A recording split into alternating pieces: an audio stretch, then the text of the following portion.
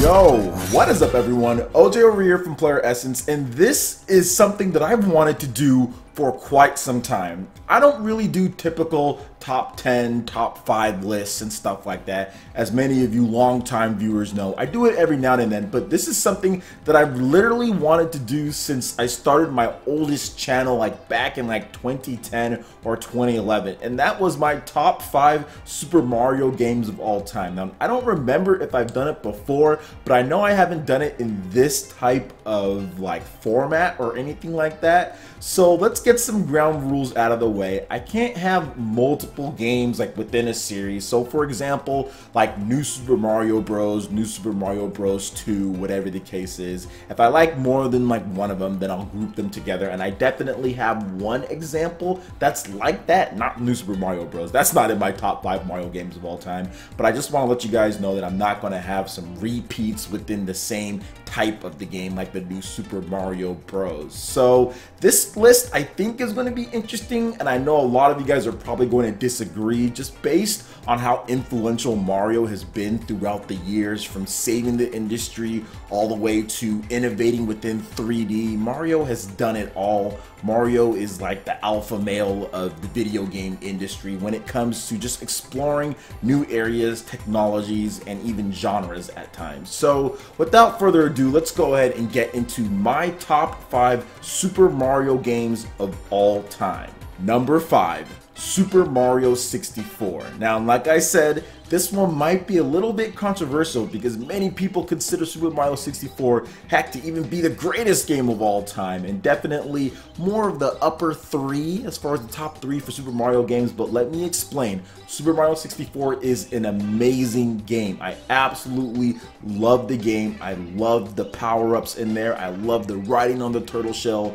the level variety, all the stuff that you can do. But one thing that I really value in a lot of my games is the power-ups, and it seems like a lot of the power-ups kind of disappeared in Super Mario 64. Like, you get a metal cap, it only lasts for a certain amount of time. You get certain power-ups, it only lasts for a certain amount. You get some wing hats or whatever the case is, only lasts for a certain amount of time. And I necessarily didn't love that about the game. But still, it's still a great game. It still plays amazing, and you cannot dispute the impact that it had in the industry when it comes to 3D worlds, when it comes to 3D movement, and everything that you can do in the game. The levels were just so cool and packed with so much stuff to do. It was a sandbox for you to play in, multiple different objectives. There were secrets. There was all sorts of cool stuff that you can do. Voicing against the penguin. There are so many memorable moments in Super Mario 64. I really had to struggle to put it at this number, but I do feel at any point, obviously, like if I went back and played it, it might jump up the list. Who knows? But I had to make this list right at this point, and Super Mario 64 does hit number 5 on my list. Not to say that it's so much worse than any of the other games that I'm about to talk about, but just based on what I like when it comes to power-ups and certain things, it definitely fell a little bit short. But like I said, this is an amazing game, and I know a lot of you guys are definitely going to have it higher. Number 4, Super Mario World on the Super Nintendo Entertainment System. So Super Mario World is a very unique game because it came out at the time period that I loved the most. The 16-bit era was so amazing for gaming. We were really just transitioning over from the 8-bit era. Games could just do so much more. The colors, the frame rates,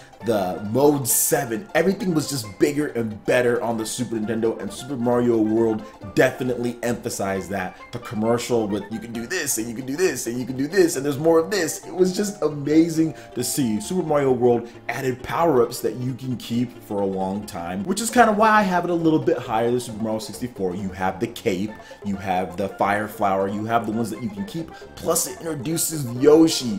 Yoshi being introduced to the mix was just like a breath of fresh air. Not only did you get all the cool power-ups to where you can fly through the skies, but you also got this dinosaur that can eat everything, spit fire, just do all sorts of really awesome stuff, and you can fly with him on there as well. Yoshi, everything that brings, in addition to all the different areas that you can go to, the colorful 2D graphics, everything was just nearly perfect in Super Mario World. I actually don't have any complaints outside of potentially there could have been more power-ups in the game. I felt that it could have had a little bit more, but even then, that is just a small, petty little thing considering everything that Super Mario World has to offer, especially at the time that it was released. Super Mario World is a fantastic game, packed full of secrets, packed full of content and gameplay, almost infinite replay value when it comes to getting the points and going through and finding secrets. Heck, I think even still to this day, some people are still finding a few things out about Super Mario World on the Super Nintendo. So Super Mario World makes it to number 4 on my list. Number 3, Super Mario World 2 Yoshi's Island. Now this one is probably going to be the most controversial on my list, just because people are going to be like, what? Baby Mario? The crying? Why is this so high on your list? And I understand, but you guys have to realize the time that I played this, the age that I was at, and what you did. First of all, I was a big Yoshi fan. Huge Yoshi fan back then, and when I played it, to me, I had already played Mario 64, I had played Super Mario World, I had played the original Mario Bros. I played this actually after Super Mario 64, and to me, it was the most complete, it was the most fun because of what they did, especially if you consider the final boss being able to shoot those eggs. And I think, to me, that was the coolest thing about the game, having the whole ricocheting and shooting the eggs and how that implemented with the levels and the design of the game and the music and just the graphics. Everything just came together. Now, I'm not even sure if you can really count this as a real Super Mario game, right? Because you're using Yoshi, and sorry if I did break my own rules of the video here, but I still feel that Super Mario World 2 Yoshi's Island, since it does have that Super Mario title, I'm gonna go ahead and put it in there. And like I said, it was something that I didn't expect. It was completely unique. I didn't know going into it what to do or anything like that. I just played it fresh, and it really made a lasting impact on me. I've probably beat this game more than any other Super Mario game, at least Super Mario in the title, on this list. Well, maybe outside of my number 1 game, but probably second most. I really loved everything about it, and like I said, the music was amazing, the levels was amazing, the fact that you actually had that egg dynamic and you could use that to beat bosses and get through levels, that was what made it amazing and so memorable for me. And the controls were tight, the controls were so good, just like all of these games.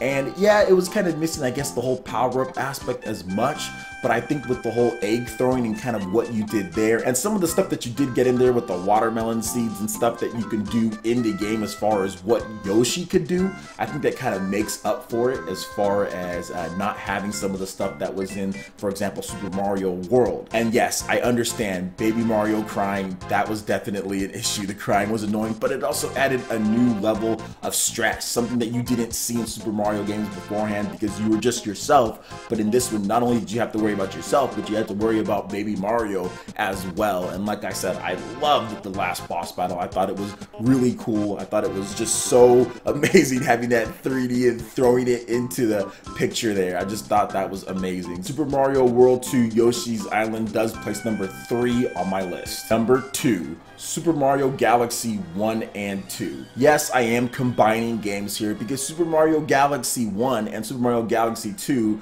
really is like an expansion pack. Pretty much that's really what they were going to do with the game. Originally, Super Mario Galaxy was just supposed to be a standalone, and then they were just going to do some type of Super Mario Galaxy 1.5 or plus or DLC, but they started developing so many cool ideas and started putting in so much more things. They just said, hey, let's just do another game, and I'm so glad that they did, because when you encompass everything from the Galaxy series, just the different spherical planes, being able to manipulate gravity or kind of jump with Mario and have the gravity manipulate him in order to get to new areas, what you can do in that game was magical. There's nothing that I had ever played like it before. I never thought once in my mind like, okay, let's put Mario in space. And even if I did, I'd probably be like, well, how is he going to breathe? It doesn't matter how he breathes or not. Like, the fact that he's just there is awesome. And once again, Yoshi plays a huge part in this game, and that's why I love it so much, because I am a big Yoshi fan when it comes to him being in Mario games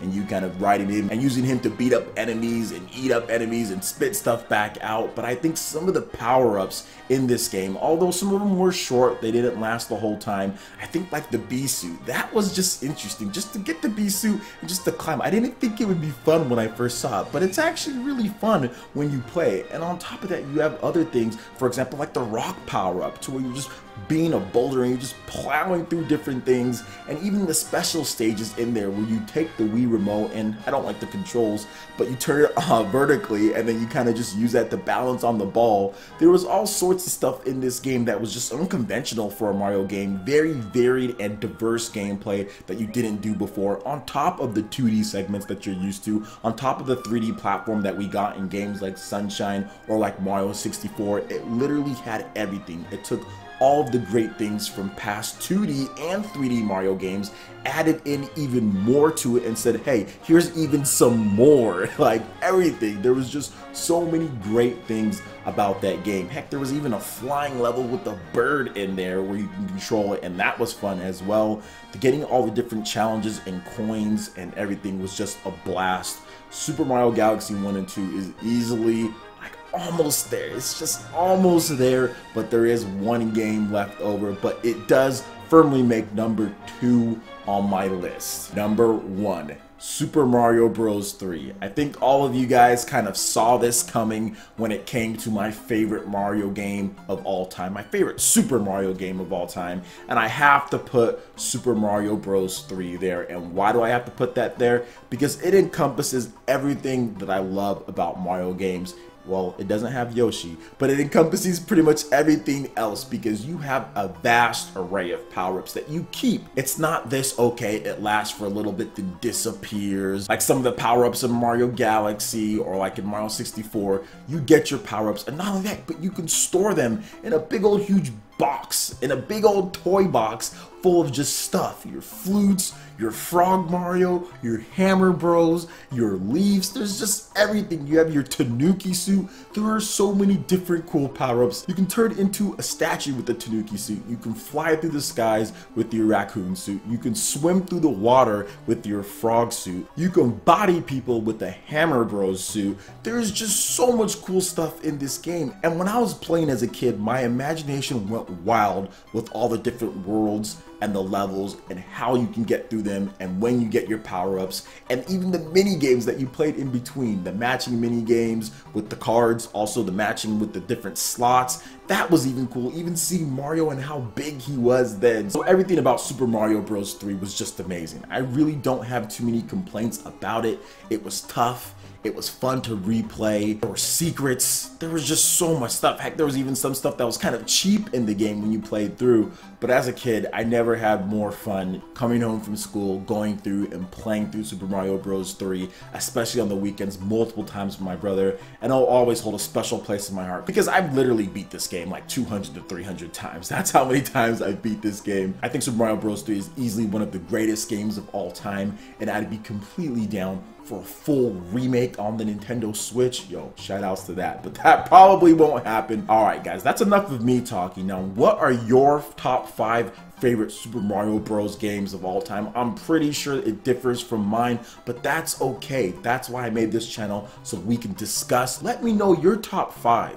Let me know what you guys think as far as what your favorite Mario games are of all time, and let me know why. I would love to go through the comments and read what you guys have to say, because I know Mario holds a special place in all of you guys' hearts for the controls and just the levels and the design. Everything that they do is usually really top notch. So let me know what you guys think about all of that. Comment section below. Alright guys, that wraps it up for this video here. Go ahead and check out the links in the description below. We've got Facebook, we've got Twitter. Go ahead and give us a like and a follow on our social media. Really helps us spread the content of PlayerEssence across the interwebs in addition to YouTube.